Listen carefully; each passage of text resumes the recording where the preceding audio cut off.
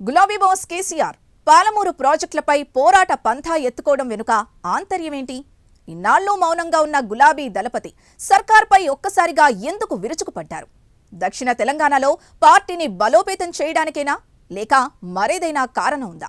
CM Revanth రెడ్డిని సొంత జిల్లాలో దెబ్బ కొట్టేందుకే పాలమూరు ప్రాజెక్టులపై పోరుబాట పడుతున్నారా? అసలు కేసీఆర్ టార్గెట్ ఏంటి? గులాబీ దళపతి కొత్త వ్యూహం ఏంటి? ఆ వివరాలు ఈ స్టోరీలో చూద్దాం.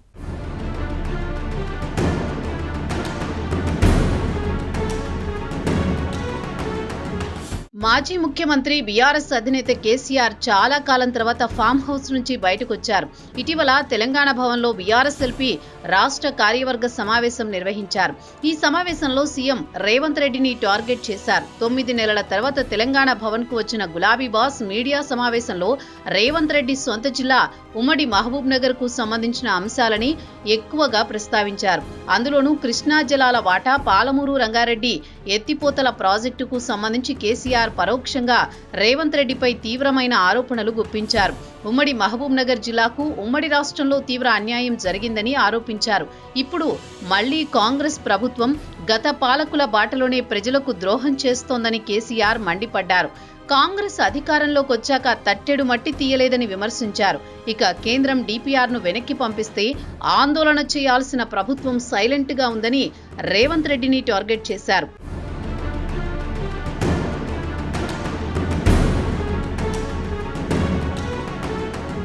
రెండేళ్లుగా కాంగ్రెస్ సర్కారుపై మౌనం వహించిన కేసీఆర్ ఇప్పుడు మళ్లీ ఫామ్లోకి వచ్చారు.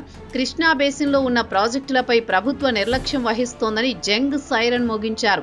అందుకు దక్షిణ తెలంగాణను ఎంచుకున్నారు.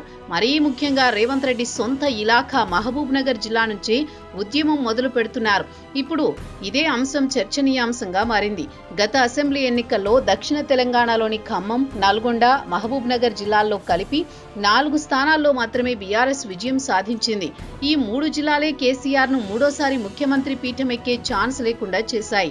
దీంతో ఇప్పుడు దక్షిణ తెలంగాణపై కేసీఆర్ ఫోకస్ పెట్టారనే చర్చ నడుస్తోంది.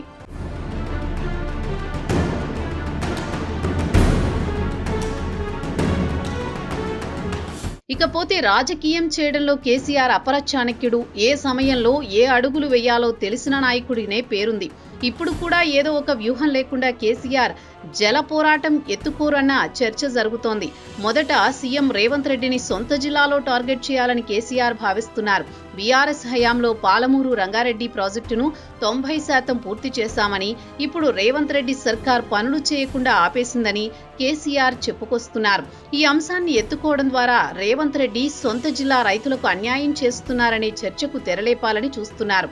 ఇది కృష్ణా నదీ జలాల వాటా విషయంలోనూ తెలంగాణకు న్యాయం చేస్తూ ఏపీ సీఎం చంద్రబాబుకు దాసోహం అయ్యారనే అంశాన్ని బలంగా తీసుకువెళ్లాలనేది గులాబీ బాస్ ఆలోచన.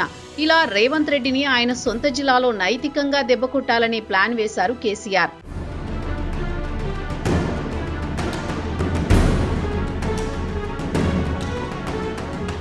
ఇక వచ్చే ఎన్నికలకు ఇప్పటి నుంచే కేసీఆర్ ప్రణాళికలు రచిస్తున్నారు. తాజాగా జరిగిన గ్రామ పంచాయతీ ఎన్నికల్లో ఉమ్మడి మహబూబ్ నగర్ జిల్లాలో పలు నియోజకవర్గాల్లో మెరుగైన ఫలితాలు వచ్చాయని గులాబీ వర్గాలు చెప్పుకొస్తున్నాయి.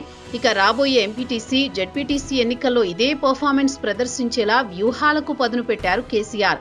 ఎక్కువ మంది ప్రజాప్రతినిధులను గెలిపించుకోవడం ద్వారా వచ్చే అసెంబ్లీ ఎన్నికల్లో మెజారిటీ సీట్ల గెలుపుకు దోహదపడుతుందనేది కేసీఆర్ ఆలోచన. అందుకే సీఎం సొంత జిల్లా మహబూబ్ నగర్ నుంచే ఉద్యమం మొదలు పెట్టాలని నిర్ణయించారు గులాబీ బాస్. సీఎం రేవంత్ రెడ్డిని తన ఇలాఖాలోని దెబ్బ కొడితే ఆయనను సొంత పార్టీలో కూడా పలుచన చేయవచ్చనే ఎత్తుగడ వేశారు మాజీ సీఎం కేసీఆర్.